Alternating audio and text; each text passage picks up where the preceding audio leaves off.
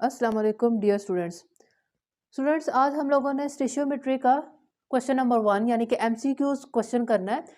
Question है हमारे पास, select the most suitable answer in the following MCQs. First है हमारे पास, how many molecules are in 1 mole of water.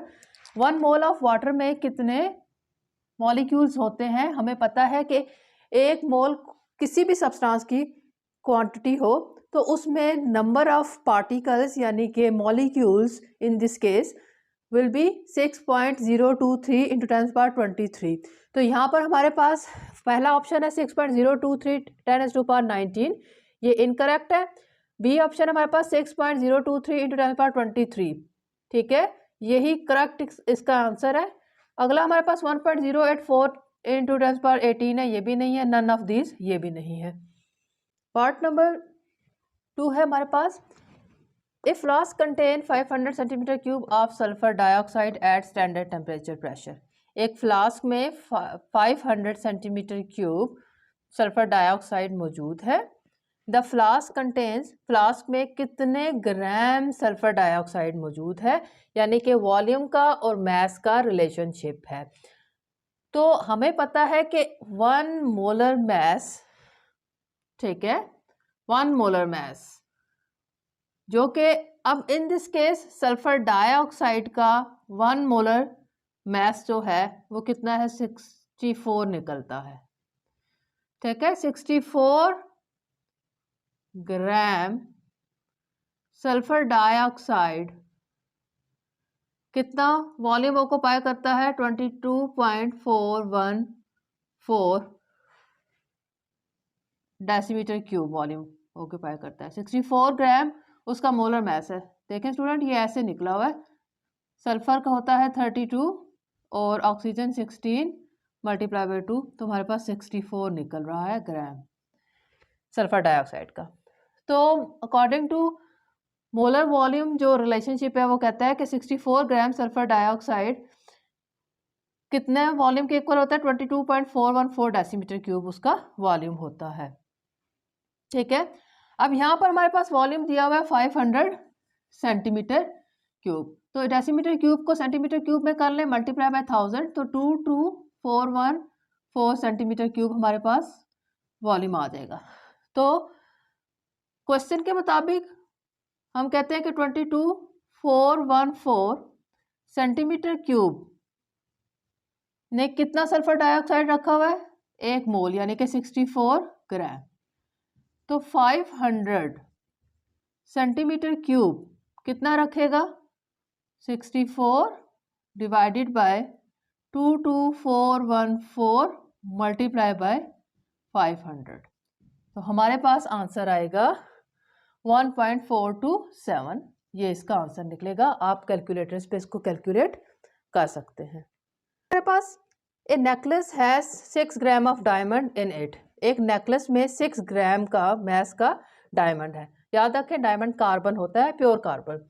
What are the number of atoms in it, मतलब कि वो पूछना ये चाह रहे हैं कि 6 ग्राम जो डायमंड है उसमें कितने एटम्स मौजूद होते हैं। तो डायमंड कार्बन है, मतलब कितने कार्बन एटम्स मौजूद हैं 6 ग्राम में, ठीक है। तो बड़ा आसान सा हमारे पास है ये। हमें पता है कि कार्बन का एटॉमिक मैस कितना है, 12 ग्राम। कि 12 ग्राम जो कार्बन है, ठीक, उसमें कितने एटम्स होते हैं, 6.023 इंटू 10⁻23 एवोगाड्रोस नंबर होते हैं। तो 6 ग्राम में कार्बन में कितने होंगे, क्या करेंगे हम लोग, 6.023 इंटू 10⁻23 ओवर 12 मल्टीप्लाई बाय 6, तो हमारे पास क्या आंसर आ जाएगा। हमारे पास जो आंसर निकलेगा आप कैलकुलेट करके देख लें, 3.01 इंटू 10⁻23 ये निकलेगा, ठीक है। कैलकुलेट करेंगे तो 3.01 इंटू 10⁻23 एटम्स ऑफ कार्बन मौजूद होंगे। नेक्स्ट क्वेश्चन है हमारे पास 4 part, what is the mass of aluminium in 204 gram of aluminium oxide. Aluminium oxide के 204 ग्राम्स में कितना मास मौजूद है एल्यूमिनियम का, ये है क्वेश्चन। ठीक, तो हम लोग क्या कहते हैं, एल्यूमिनियम ऑक्साइड का मोलर मास हमें मालूम होना चाहिए। एल्यूमिनियम ऑक्साइड बराबर होता है, ठीक है, एल्यूमिनियम होता है 27 इंटू 2 प्लस ऑक्सीजन होता है 16 मल्टीप्लाई बाय 3। ठीक है, तो इसका मास निकलता है,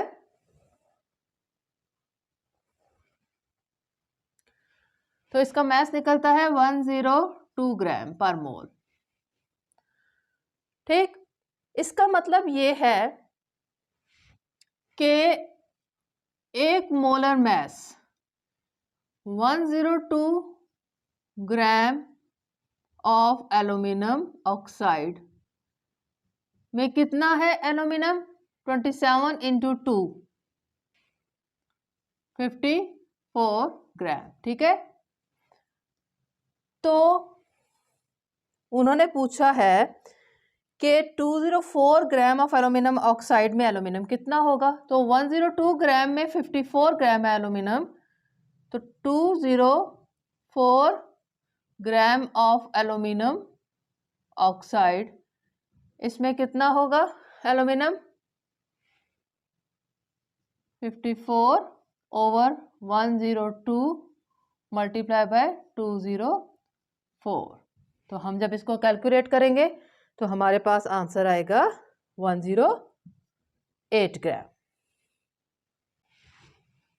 108 ग्राम एल्यूमिनियम मौजूद है 204 ग्राम ऑफ एल्यूमिनियम ऑक्साइड में।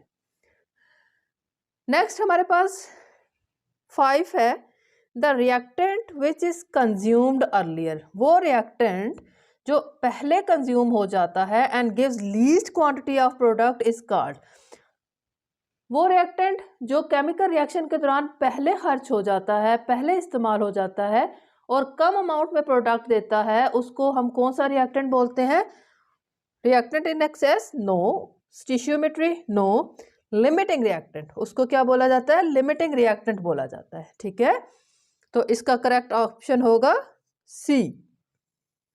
पार्ट नंबर 6 है हमारे पास, which of the following compounds contain highest percentage by mass of nitrogen, ammonia दिया हुआ है, N2H4 दिया हुआ है, NO दिया हुआ है, NH4OH दिया हुआ है। हमने इसमें बताना है कि किस में नाइट्रोजन सबसे ज़्यादा है, तो हमें 1 बाय 1 सबके अंदर नाइट्रोजन की परसेंटेज फाइंड आउट करनी पड़ेगी। तो सबसे पहले मैं अमोनिया में फाइंड आउट करती हूँ, तो percentage of nitrogen in ammonia कितने हमारे पास, एक नाइट्रोजन है, नाइट्रोजन होता है 14, अमोनिया का मोलर मास, ठीक है, नाइट्रोजन का मास ओवर फुल कंपाउंड का मास, अमोनिया 17 होता है मल्टीप्लाई बाय 100। ठीक है, इसी तरह से अब मैं N2H4 में नाइट्रोजन फाइंड आउट करती हूँ, उसकी परसेंटेज कंपोजिशन, तो परसेंटेज ऑफ नाइट्रोजन, नाइट्रोजन 2 है यहाँ पर, 14 इंटू 2 28 ओवर नाइट्रोजन का N2H4 का मोलर मास निकाल लेते हैं, तो 28 14 इंटू 2 सॉरी 14 इंटू 2, नाइट्रोजन का 14 होता है इंटू 2 प्लस 4, तो 28 प्लस 4 क्या हो जाएगा 32, 28 ओवर 32 मल्टीप्लाई बाय 100, इसका निकल रहा है 82.3% और इसका निकल रहा है 87.5%। ठीक, नेक्स्ट हम लोग निकाल लेते हैं NO में percentage of nitrogen in NO। ठीक, तो नाइट्रोजन एक है, नाइट्रोजन का मास होता है 14, NO हमारे पास क्या बनेगा 30। ठीक है, नाइट्रोजन का होता है 14 प्लस ऑक्सीजन होता है 16, तो ये बनेगा 30 मल्टीप्लाई बाय 100, 46.6%। अब हम लोग इस कंपाउंड में नाइट्रोजन की परसेंटेज निकालते हैं। Percentage of nitrogen is equal to nitrogen, इसमें 1 है 14 ओवर, इसका मोलर मास है 35, तो इनटू 100, तो हमारे 40%। तो अब इसमें देख लें कि सबसे ज़्यादा परसेंटेज किस में है नाइट्रोजन की। ये है 82, 87 सेकेंड वाले में, N2H4 में 46.6 और 40। तो 87.5% सबसे ज़्यादा है, जो कि थर्ड वन है, सेकेंड वन है N2H4। तो इसका मतलब है ये वाला ऑप्शन इसका करेक्ट है।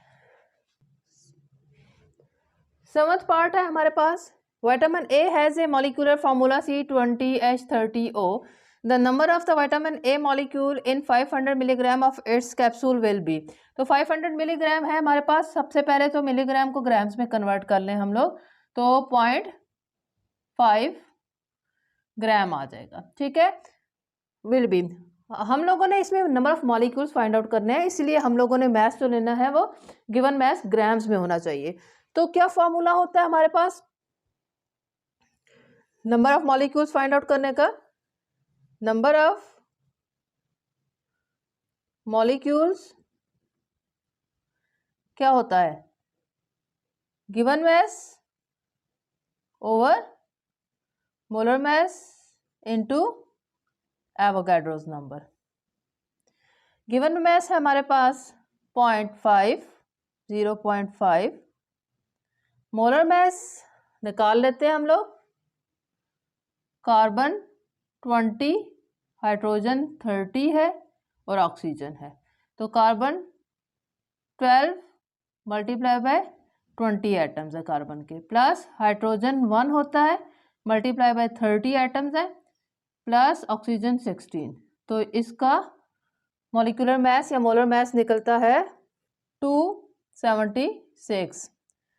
तो 0.5 ओवर इसका मोलर मास है 276 मल्टीप्लाई बाय एवोगाड्रोस नंबर होता है 6.023 इंटू 10⁻23।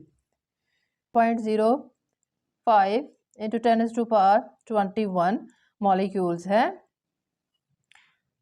विटामिन ए के इन ए कैप्सूल। तो ये इसका बी इसका करेक्ट ऑप्शन होगा।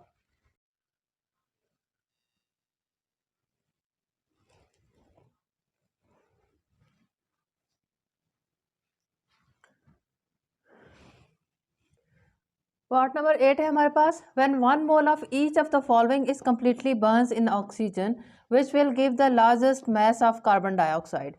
कार्बन मोनोऑक्साइड, डायमंड, इथेन और मीथेन, इनको अगर हम लोग कम्प्लीटली बर्न करें तो इनमें से कौन सा ज़्यादा मिकदार में, ज़्यादा मास में कार्बन डाइऑक्साइड प्रोड्यूस करेगा? इसको देखने के लिए हम लोग बाकायदा इसके केमिकल इक्वेशंस को लिख लेते हैं। सबसे पहले कार्बन मोनोऑक्साइड की लिख लेते हैं। कार्बन मोनोऑक्साइड प्लस ऑक्सीजन, तो क्या बनेगा? Carbon dioxide. कार्बन डाइऑक्साइड बनेगा, ठीक है। नेक्स्ट हमारे पास क्या है? डायमंड। डायमंड होता है कार्बन, जब ऑक्सीजन के साथ रिएक्शन करेगा तो कार्बन डाइऑक्साइड बनेगा। ईथेन हाइड्रोकार्बन है, अल्केन फैमिली का, C2H6 इसका फॉर्मूला होता है। इसकी जब हम लोग ऑक्सीडेशन करवाते हैं, बर्निंग करवाते हैं, कंबशन करवाते हैं, तो कार्बन डाइऑक्साइड और वाटर प्रोड्यूस होता है, साथ में एनर्जी बनती है। मीथेन, मीथेन भी इसी फैमिली का मेंबर है, CH4। इसकी जब ऑक्सीडेशन या बर्निंग करवाई जाती है तो कार्बन डाइऑक्साइड और पानी ही प्रोड्यूस होता है। इक्वेशंस को बैलेंस करेंगे, फिर हमें पता चलेगा कि कौन सा ज़्यादा मिकदार में कार्बन डाइऑक्साइड प्रोड्यूस कर रहा है। CO है और O2 है, तो यहाँ पर हमारे पास ऑक्सीजन को हाफ कर लेते हैं, तो इक्वेशन क्या होगी? बैलेंस होगी हमारे पास, ठीक है। एक कार्बन है और दो यहाँ पर क्या है? ऑक्सीजन है। एक कार्बन है, दो ऑक्सीजन है। यहाँ पर हमारे पास कार्बन है एक, यहाँ पर एक कार्बन है, ऑक्सीजन दो है, ऑक्सीजन दो है, ये ऑलरेडी बैलेंस है। ये देखिए हमारे पास ये है अल्केन फैमिली का, ईथेन। हाइड्रोकार्बन फैमिलीज की कंबशन की इक्वेशन को बैलेंस करने का एक ट्रिक होता है हमारे पास, वो मैं आपको बता देती हूँ। उसके बारे में मुकम्मल एक वीडियो भी जो है वो अवेलेबल है, ठीक है। तो कैसे बैलेंस करते हैं? जो हमारे पास हाइड्रोकार्बन होते हैं, जैसा कि ये C2H6 है, इसमें कार्बन का जितना नंबर होता है कार्बन डाइऑक्साइड उसी नंबर में प्रोड्यूस होते हैं। 2 कार्बन है तो 2 कार्बन डाइऑक्साइड प्रोड्यूस होंगे। 6 हाइड्रोजन है तो ये 2 हाइड्रोजन है तो 3 2 ज़ा 6 कर दिया इसको, ठीक है। अब हम लोग ऑक्सीजन को बैलेंस करते हैं। ऑक्सीजन यहाँ पर 2 2 ज़ा 4 है, 5 6 7 है, 7 है तो यहाँ पर हम लोग लिख देंगे 7, ठीक है। तो अब हम लोगों ने क्या करना है, 7 यहाँ पर हमारे पास 7 2 ज़ा 14 हो गए। हम इसको 7 डिवाइडेड बाय 2 करते हैं, ठीक है, ताकि ये वाला 2 जो है इस 2 से क्या हो जाए, कैंसिल हो जाए। तो 7/2 किया। अब इस 2 को ख़त्म करने के लिए हम लोग क्या करते हैं, 2 से मल्टीप्लाई कर देते हैं, ठीक है। जब इसको 2 से मल्टीप्लाई किया तो मेरे पास क्या बनेगा, अब ये 2 जो है इससे वाटर से, कार्बन डाइऑक्साइड से और इथेन से मल्टीप्लाई होगा। इससे मल्टीप्लाई नहीं करना क्योंकि ये वाला 2 और ये वाला 2 कट चुका है, इसलिए ऑक्सीजन के जो 7 है उससे ये मल्टीप्लाई नहीं होगा। क्या बन जाएगी हमारे पास बैलेंस इक्वेशन, 2 जब इससे मल्टीप्लाई हुआ तो ये यहाँ पर 2 आ गया, 2 जब इससे मल्टीप्लाई हुआ तो ये 4 हो गया, 2 जब 3 से मल्टीप्लाई हुआ तो ये 6 हो गया, ठीक है। ये इक्वेशन देखें अब बैलेंस हो चुकी है। एक दफ़ा हम इसको काउंटर चेक कर लेते हैं। कार्बन देखें 2 2 ज़ा 4, 4 कार्बन है, 6 2 ज़ा 12, 6 2 ज़ा 12 हाइड्रोजन है। यह देखें हमारे पास कितने हैं, 7 2 ज़ा 14, ये कट चुका है, इसको इरेज कर देते हैं। 14 ये है ऑक्सीजन, तो 4 2 ज़ा 8 प्लस 6 14। तो अब दोनों साइड पे क्या है हमारे पास बैलेंस हो चुका है, ठीक है। अच्छा, अब मीथेन, मीथेन भी हाइड्रोकार्बन है, इसके भी बैलेंसिंग का तरीका वही होगा। एक कार्बन है यहाँ पर तो एक कार्बन डाइऑक्साइड बनेगा, 4 हाइड्रोजन है तो यहाँ पर 2 2 ज़ा 4 हाइड्रोजन कर दिया। ऑक्सीजन को बैलेंस करें, 2 ऑक्सीजन ये है, 2 ऑक्सीजन ये है, 4 ऑक्सीजन है तो ये 2 2 ज़ा 4, ये बैलेंस होगी इस तरह से। अब इसमें देख लें कि सबसे ज़्यादा कार्बन डाइऑक्साइड कौन सा बना रहा है, तो ये इथेन C2H6, ये वाला C2H6 इथेन, ये सबसे ज़्यादा कार्बन डाइऑक्साइड प्रोड्यूस कर रहा है, लिहाजा करेक्ट ऑप्शन यही है। पार्ट नंबर 9 है 1 mole of ethanol and 1 mole of ethane have an equal. 1 mole he ethanol है और 1 मोल ही इथेन है। हमें पता है कि 1 मोल क्वांटिटी में इक्वल नंबर ऑफ क्या क्या मौजूद होते हैं, इक्वल नंबर ऑफ उसमें मॉलिक्यूल्स मौजूद होते हैं, ठीक है ना। तो हम लोग ऑप्शंस देख लेते हैं। ए है हमारे पास मैस, नहीं मैस इक्वल नहीं होते, 1 मोल में मैस मुख्तलिफ होते हैं। बी है हमारे पास number of atoms, number of atoms ये इथेनॉल और इथेन एटम नहीं है, लिहाजा नंबर ऑफ एटम्स इसके इक्वल नहीं हो सकते, ठीक है। इथेनॉल एंड इथेन क्या है, मॉलिक्यूल्स है। तीसरा ऑप्शन है नंबर ऑफ इलेक्ट्रॉन, तो नंबर ऑफ इलेक्ट्रॉन इक्वल नहीं हो सकते क्योंकि नंबर ऑफ एटम्स जब इक्वल नहीं है, इथेनॉल में हमारे पास नंबर ऑफ एटम्स कुछ और है और इथेन में कुछ और, तो number of electrons of course मुख्तलिफ होंगे।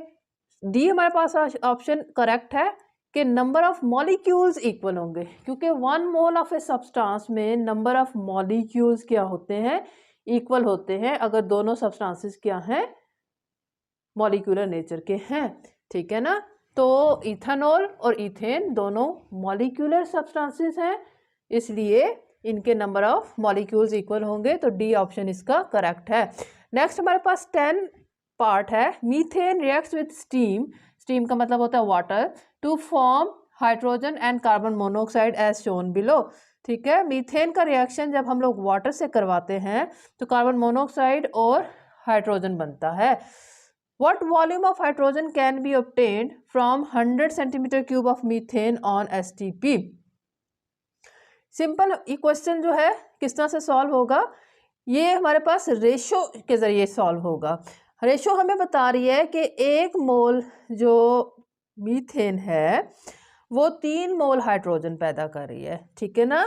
तो अगर हम मोल के लिहाज से देखें तो एक मोल जो है वो 3 मोल पैदा कर रही है, प्रोड्यूस कर रही है, तो 100 सेंटीमीटर क्यूब मीथेन जो होगी वो कितनी प्रोड्यूस करेगी? यहाँ पर मोल का रेशो 1:3 है, तो वॉल्यूम का रेशो 100:300 हो जाएगा ना। ठीक है, तो इसमें ए वाला जो ऑप्शन होगा वो करेक्ट होगा। ठीक है ना, ये इसी तरीके से सिंपल रेशो के जरिए, कॉमन सेंस के जरिए ये वाला सॉल्व होगा। पार्ट नंबर 11 है the Avogadro's constant is the number of. अब एवोगाड्रोस नंबर जो होता है वो पार्टिकल्स का नंबर होता है जो एक मोल के अंदर होता है या 1 मोलर मास के अंदर होता है। ठीक है, किसी भी सब्सटेंस के 1 मोलर मास के अंदर।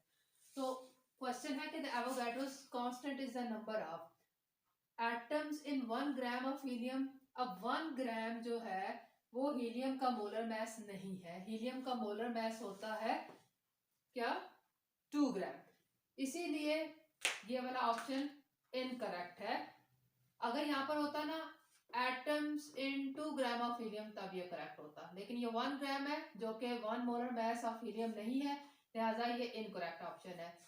बी वाला देखें, molecules in 35.5 gram of chlorine. Chlorine होता है हमारे पास गैस Cl2 मॉलिक्यूल।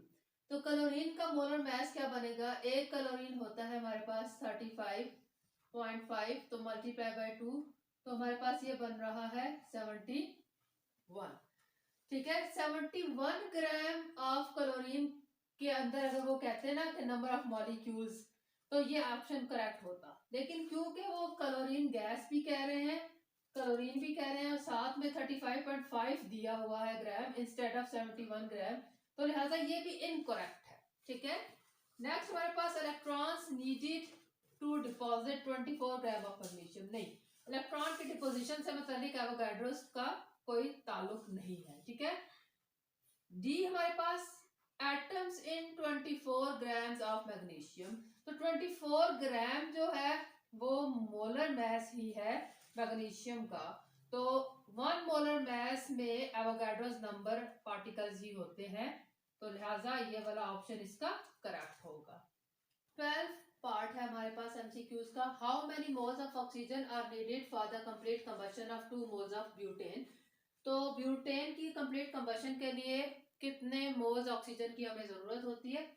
इसका मालूम करने का तरीकाकार ये होगा कि हम लोग ब्यूटेन की कंबशन को केमिकल इक्वेशन उसकी कंप्लीट लिख लें।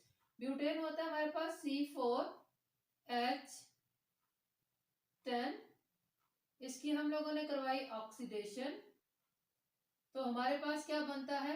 कार्बन डाइऑक्साइड और साथ में बनेगा वाटर।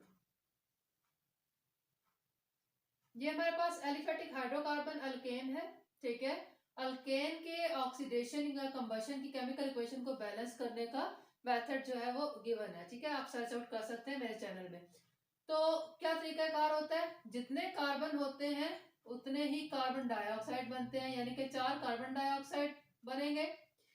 हाइड्रोजन यहाँ पर 10 है, तो ये 2 है, तो यहाँ पर 5 से इसको मल्टीप्लाई करें तो 5 2 10 हो जाएंगे। अब ऑक्सीजन को बैलेंस कर लें, ऑक्सीजन यहाँ पर कितने हैं? 4 2 8 प्लस 5, तो कितने हो गए? 8 and 5 13। तो ऑक्सीजन को 13/2 से आप मल्टीप्लाई करें। ठीक है, फिर इसके बाद क्या तरीकाकार होता है? इसको हम लोग क्या करेंगे? 2 से मल्टीप्लाई कर देंगे। तो तमाम इक्वेशन को 2 से सवाए इस O2 को छोड़ के 2 से हम इसको मल्टीप्लाई करेंगे। ठीक है, मैं यहाँ पर मार्क कर दूं ताकि, तो हमारे पास इक्वेशन क्या बन जाएगी?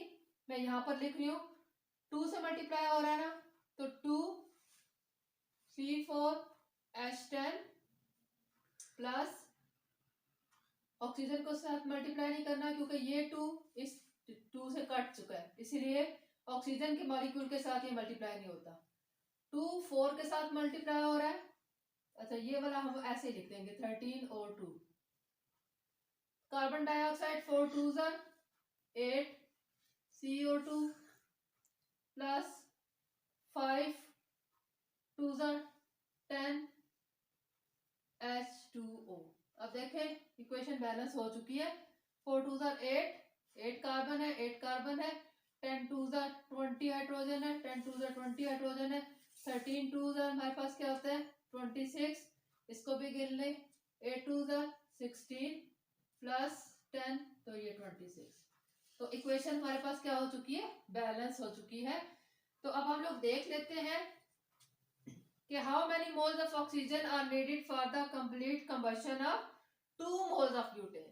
तो 2 मोल्स ब्यूटेन, ठीक है, को फुली ऑक्सीडाइज या कंबस्टेबल करने के लिए 13 मोल्स ऑक्सीजन के चाहिए होते हैं। तो इसका मतलब है ये ऑप्शन डी 13 है, यही वाला करेक्ट ऑप्शन होगा यहाँ 13 पार्ट।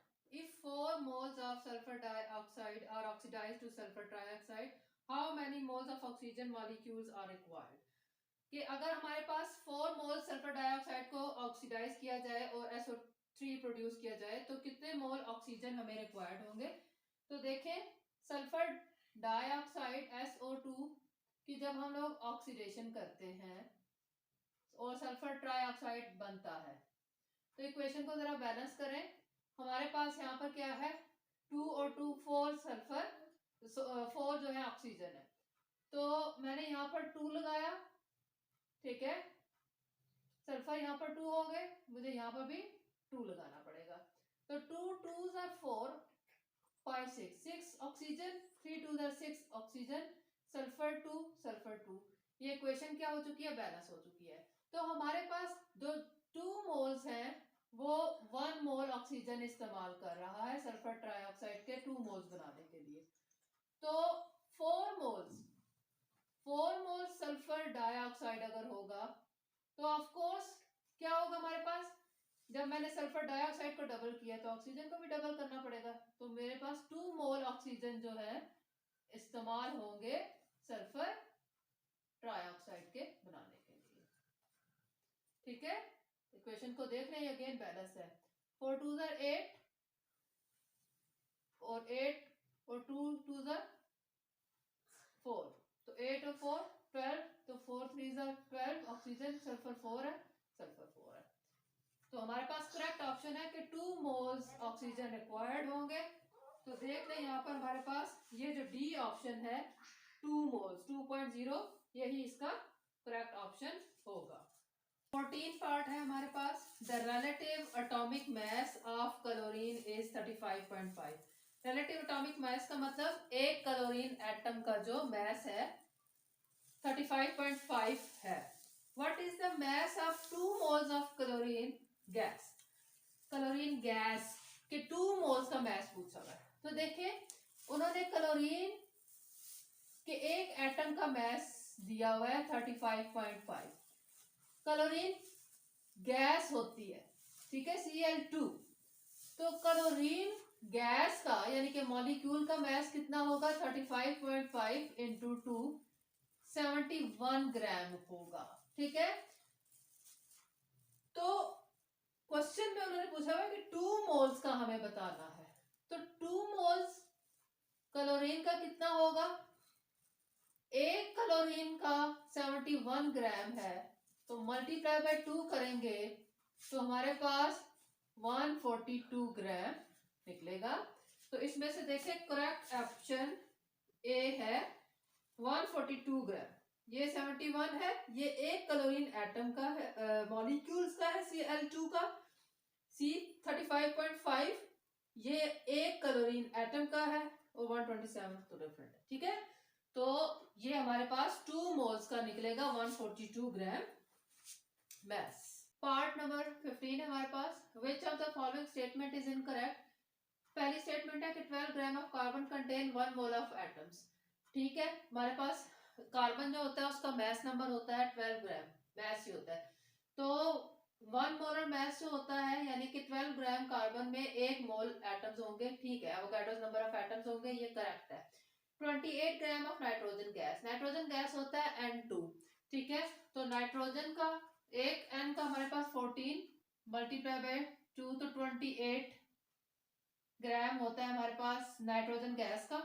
तो 28 gram nitrogen gas contain 1 mole of molecules of nitrogen, ठीक है, ये भी ठीक है, करेक्ट है ये भी स्टेटमेंट। 1 डेसीमीटर क्यूब ऑफ 1 मोल पर decimetre cube solution of sodium chloride contain 1 mole of chloride ions, ठीक है। हमारे पास क्या है कि एक पर मोल है ना, 1 मोल है, तो एक मोल में हमारे पास क्लोराइड आयंस कितने होंगे, ये NaCl का एक मोल है, जब ये टूटेगा तो एक मोल ही हमारे पास क्या बनेगा, सोडियम आयन बनेंगे, और एक मोल ही क्लोराइड आयन बनेंगे। तो ये स्टेटमेंट भी क्या है, ठीक है। तो ये तीनों स्टेटमेंट ठीक है, तो डी हमारे पास है नन ऑफ द अबव, यानी कि इन तीनों में से कोई भी गलत नहीं है, तो ये वाला ऑप्शन इसका क्या होगा, करेक्ट माना जाएगा। 16 है कि 1 mole of propane has same number of hydrogen atom as in 1 mole of methane. अब हम लोग प्रोपेन में निकाल लेते हैं हाइड्रोजन एटम्स, ठीक है। तो हमारे पास क्या होता है, 1 मोल प्रोपेन होता है C3H8, कितने के बराबर होता है, 6.022 इंटू 10⁻23, ठीक है। इतने हमारे पास मॉलिक्यूल्स होते हैं। अब हमारे पास प्रोपेन में हाइड्रोजन कितने हैं, 8 है, तो मल्टीप्लाई बाय 8 कर ले, इसको मल्टीप्लाई करके देख लेते हैं हम लोग। 6.023 एक्सपोनेंट 23 मल्टीप्लाई बाय इसको हमने 8 किया, तो आंसर आ रहा है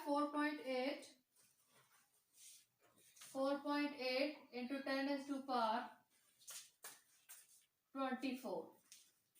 एक मोल प्रोपेन में हाइड्रोजन एटम्स की ये तादाद आ रही है, ठीक है। जबकि number of hydrogen atoms in 1 mole of methane निकाल के देख लेते हैं।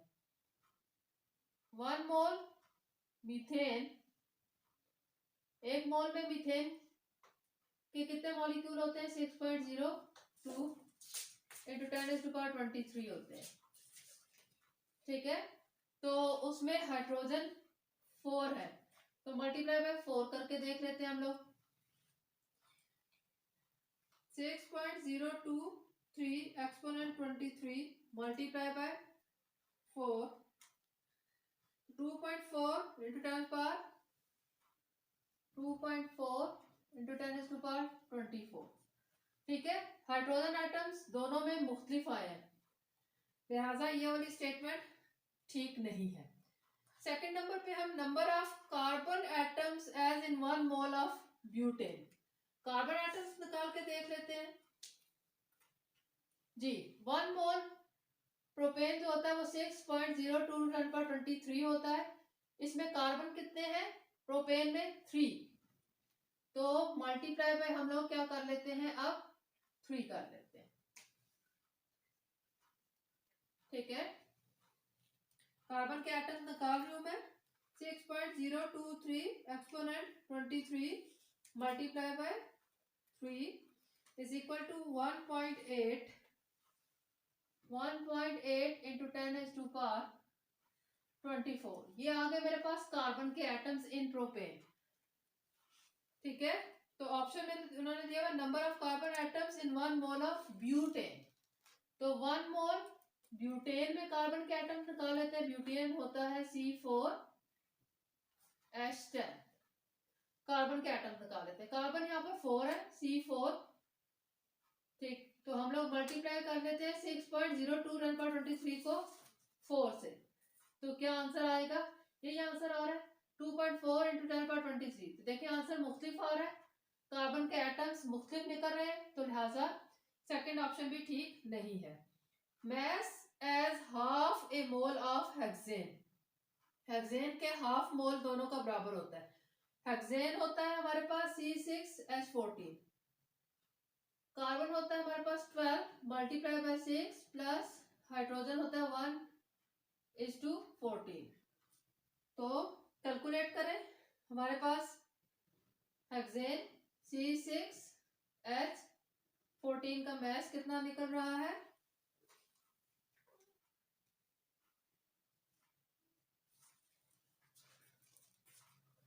86, हेक्सेन का 86 निकल रहा है।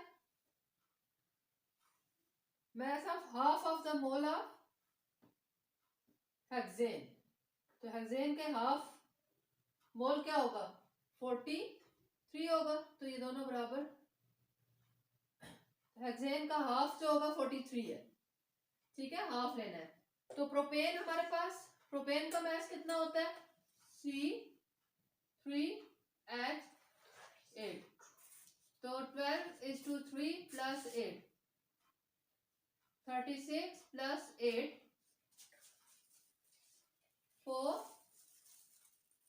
44, तो बराबर नहीं निकल रहा। इसका मतलब है ये ऑप्शन भी इनकरेक्ट है, ठीक है। हमारे पास प्रोपेन का मास निकल रहा है 44 ग्राम और हेक्सेन का हाफ निकल रहा है 43 ग्राम। 1 मोल का हाफ जो मास है वो 44, तो ये दोनों भी क्या है, सेम नहीं है। इसका मतलब है ऑप्शन नंबर सी भी ठीक नहीं है। अब ऑप्शन नंबर डी चेक कर लेते हैं। Number of molecules as in 1 mole of ethane, तो नंबर ऑफ मॉलिक्यूल इथेन में कितने होंगे एक मोल में 6.02 10^23, तो 1 मोल ऑफ प्रोपेन है सेम, ठीक है।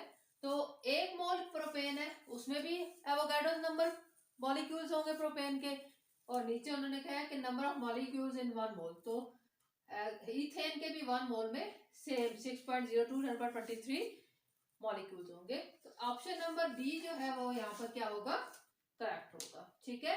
नेक्स्ट हमारे पास है 17, what is the mass of 1 mole of iodine molecule. Iodine, iodine क्या होता है I2, ठीक है।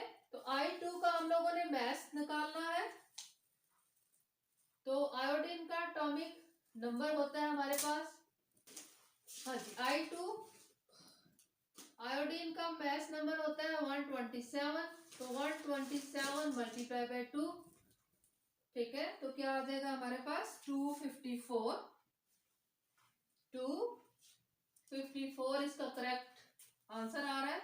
ए ऑप्शन इसका करेक्ट है, 254 ग्राम, ठीक है। तो हमारे पास 1 मोल आयोडीन मॉलिक्यूल में कितना मास होता है 254 इसका मास होता है। लास्ट वन हमारे पास है 18, what volume of sulphur dioxide at room temperature and pressure is produced. Sulphur dioxide का कितना वॉल्यूम प्रोड्यूस होगा जब हम 9.7 ग्राम ऑफ जिंक सल्फाइड को रिएक्ट करवाएंगे, ठीक है। ये इक्वेशन है हमारे पास, ठीक। सल्फर डाइऑक्साइड का कितना वॉल्यूम प्रोड्यूस होगा जब हमारे पास 9.7 ग्राम जिंक सल्फाइड के क्या हो रहे हैं, रिएक्ट कर रहे हैं।